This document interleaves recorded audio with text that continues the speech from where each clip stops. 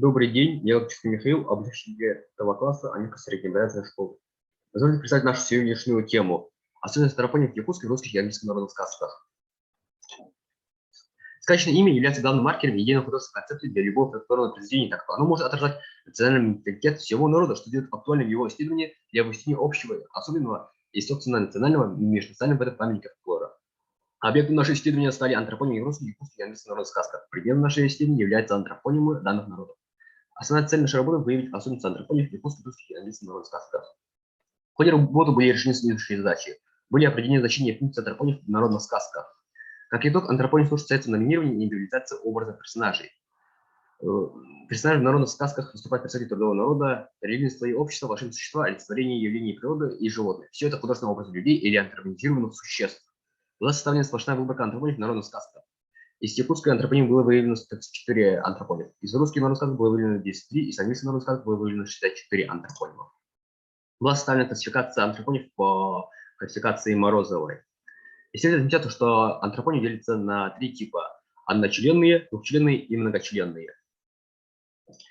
Следует отметить то, что становление трехоподей модели якутских личных имен, то есть имя плюс отчество плюс фамилия, проходило под влиянием русского языка со времени вхождения несколько краев в состав российского государства. Древние, то есть крестьянские имена Саха, были исконными якутскими словами и представляют собой своеобразных характеристик людей.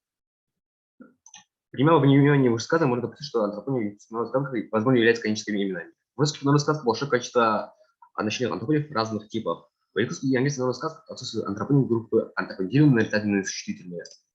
Рассмотрим анализ двухчленных антропонимов. Следует отметить то, что в антропониме якутского народа до прихода русских языков были только имена, не было отчеств и фамилий. В якутской сказке нет двухчленных антропонимов в соотношении имя плюс отчество. Отдельную группу двухчленных имен составляют имена в соотношении имя прозвища плюс род занятий титулового звания. Также есть группа в соотношении возрастная категория плюс имя, которая не является в русских и английских народных сказках. К многочленным принадлежат имена, сочетание сложного имени и отчества, входящие имени с приложением, характеризующим героя. Следует отметить, что в проанализированных нами 132 якутских сказок было выявлено 22 многочленных антропонимов. Из русских было выявлено 11 антропонимов, а из английских народных сказок было выявлено всего 6.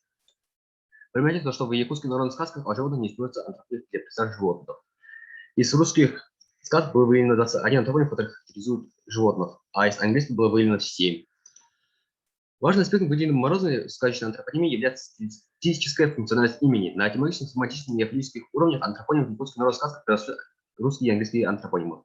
Необходимо видеть, что на афорическом уровне в якутских сказках преобладают антропонимы с лексическим повтором, чего нет составляемых в других сказках.